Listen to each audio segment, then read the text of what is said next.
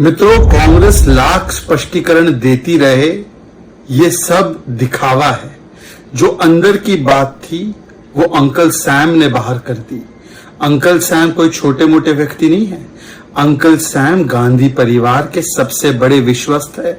और uncle Sam ने कहते कहते कह दिया कि जैसे विदेशों में कुछ कानून हैं जहां पर व्यक्ति के मरने पर उसकी 55% विरासत, उसकी 55% संपत्ति, उसकी 55% जायदाद लेकर वो वितरित कर दी जाती है, वैसे ही कानून कांग्रेस पार्टी लाना चाहती है। उन्होंने साफ साफ कहा है।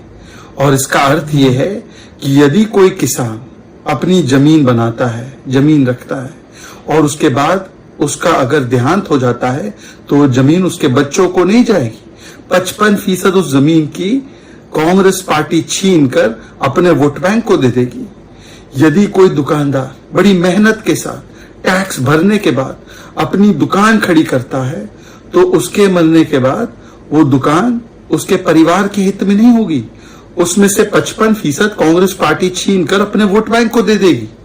अगर आपने बहुत मेहनत से कुछ रुपए जमा कर दिए अकाउंट में और उस पर टैक्स भी दिया हुआ है, कांग्रेस पार्टी कहती है कि आपके मरने के दिन पर वो 55% उसमें से निकालकर वोट बैंक को दे देगी।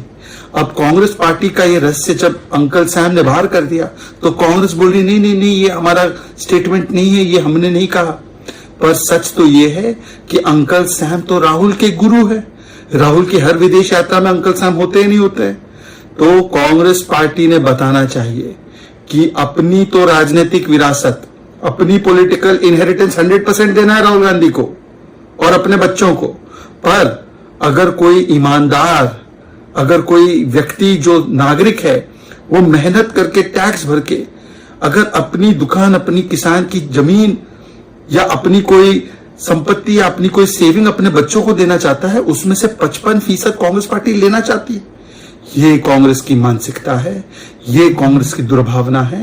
केवल एक वोट बैंक को खुश करने के लिए कांग्रेस पार्टी किस प्रकार से लूट का पंजा बनी हुई है, ये आज सामने आ चुका है।